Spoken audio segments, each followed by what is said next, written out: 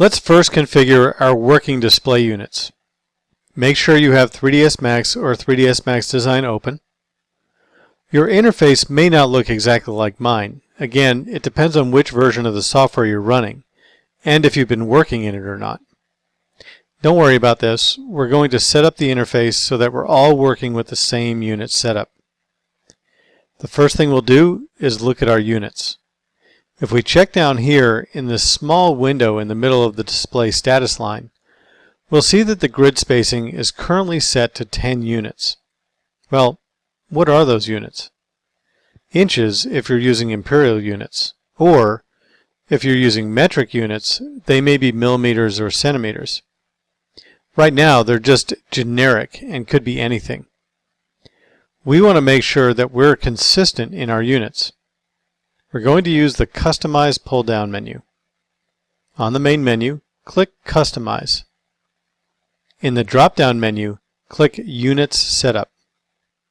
We have two places we can set up units.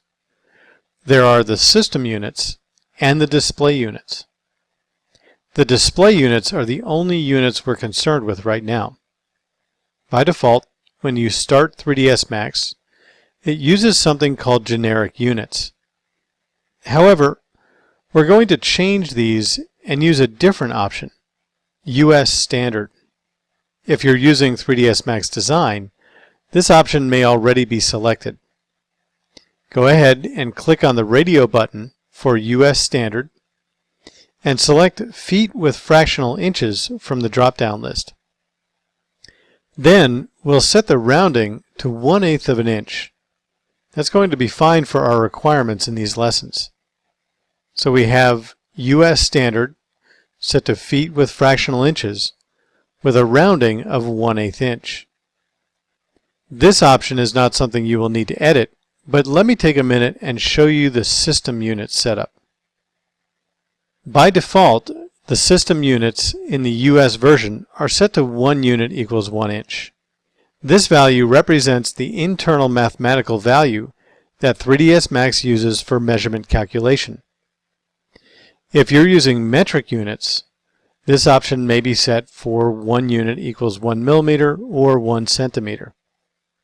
We'll leave the system units alone because there's no need for us to change them at this point.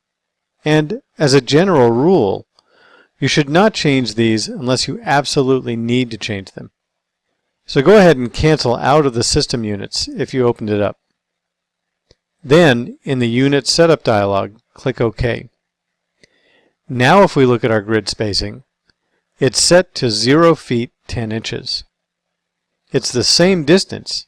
However, now we're looking at that distance as displayed in US Standard units.